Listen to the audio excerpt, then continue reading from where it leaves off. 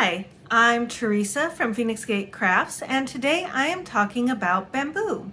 So bamboo is a cellulose fiber. It is a plant, and it is a very easily renewable resource because of how quickly bamboo grows. But the thing is, you've noticed with bamboo is that it is a very firm wooden stick that doesn't look like it's conducive to becoming yarn or fiber. Now, there is an old technique that involves pounding and processing bamboo into fiber and filaments that is very eco-friendly. But because it takes a lot of time and a lot of manpower to do it, it is not financially feasible. And in fact, most bamboo actually these days undergoes a chemical processing that is actually harmful to the environment. But regardless, the resulting fiber is absolutely beautiful. Now, it's not particularly stretchy, but it is soft and it is lovely. This is actually a combination fiber that is mostly bamboo and a little bit silk. And as you can see, it is lovely. Bamboo is also very drapey, and it's actually a fairly cool fiber. Like, I am wearing this. Before I was wearing this, I was wearing a poncho I made out of acrylic, and I was actually feeling a little bit warm. I'm in California, we're in summer. Warm is not pleasant right now. But I put this on and it had a cool touch to it. And now that I've been wearing it for several minutes, I mean, it's warm to the touch, but it honestly feels like I'm wearing a typical short sleeve shirt.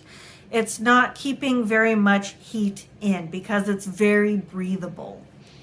And that is the quality of the bamboo. Personally, I find bamboo to be very good for summer items. So you may or may not necessarily want to sweat in them because bamboo is fairly delicate in its washing instructions most of the time. It is usually hand washed, lay flat to dry. But if you're doing something like camping and you're out in the heat of the day and you're not necessarily taking a shower and you're out in the evening, that sweat tends to cool, you feel a little bit chilled, and you want just a little something, bamboo is perfect for that. So a shawl made out of bamboo is luxurious and beautiful.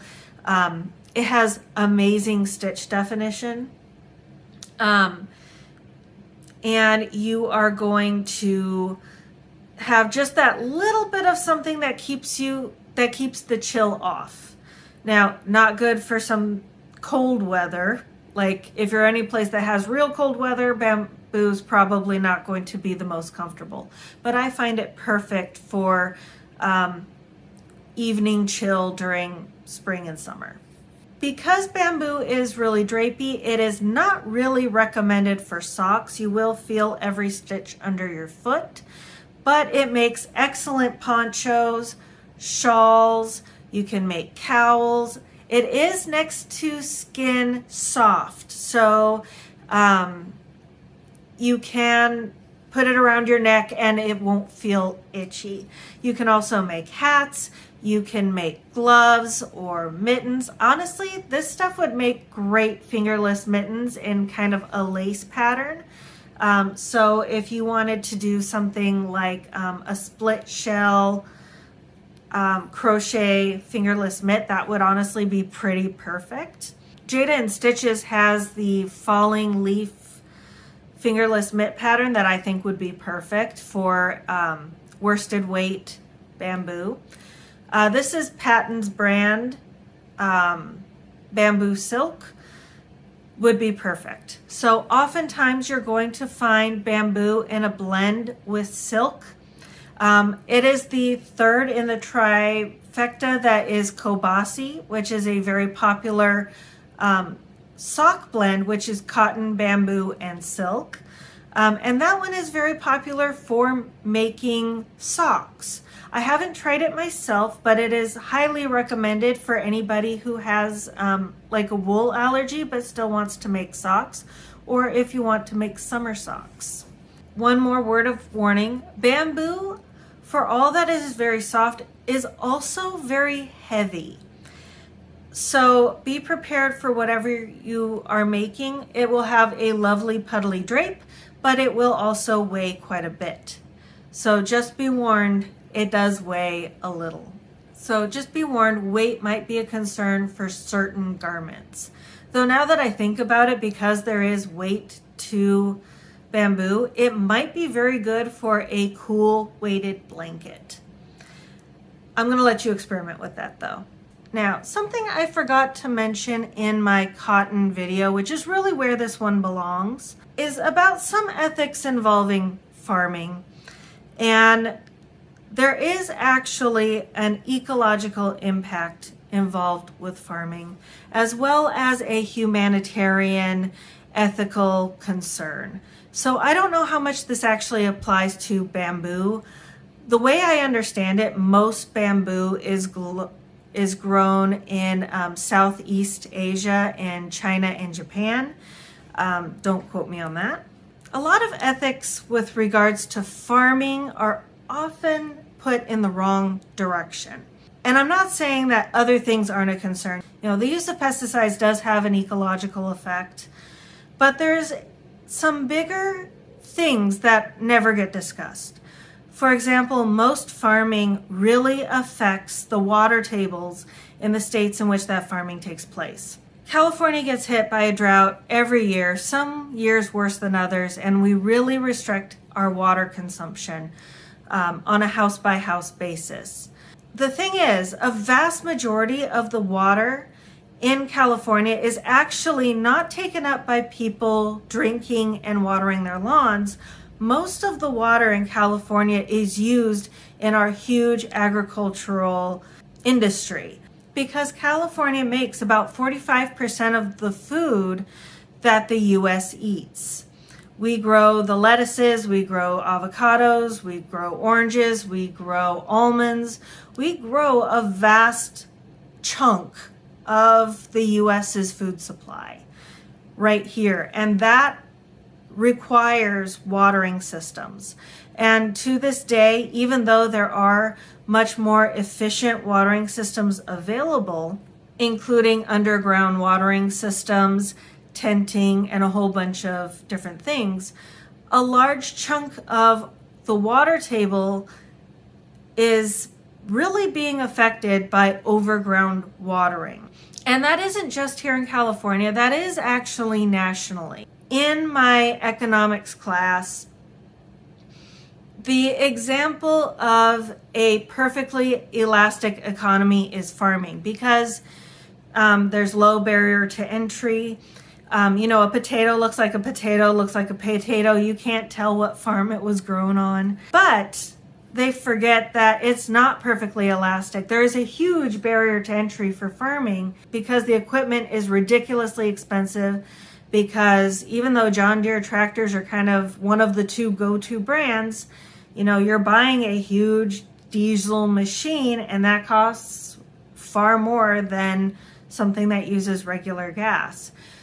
You also have huge land requirements if you want to be a functional farmer, and land isn't cheap and the taxes on land aren't cheap. And if you've got land that has an overground watering system and you're trying to do so many acres, like my mom's side of the family has a small farm at 66 acres. That is small. And changing from overland watering is cost prohibitive. So going from overland watering to a different watering system that's more water efficient, with price ceilings for many food crops, it is cost prohibitive. Now, I don't know how much of this impacts bamboo or cotton or flax production, which becomes fibers. There is an ecological negativity to growing plant-based fibers. There is also a human cruelty factor involved as well. Again, I live in California, and most southern states, as well as California, rely on a migrant worker population to get crops in time. These migrant workers are many undocumented workers, or they are immigrants who are here legally. They typically aren't paid a minimum wage. They are often paid based on the crop yield they are able to gather. They are often given housing because they are migrant. They're often given housing that does have water access, but these are usually very basic accommodations that haven't changed since the Great Depression. They may or may not have plumbing.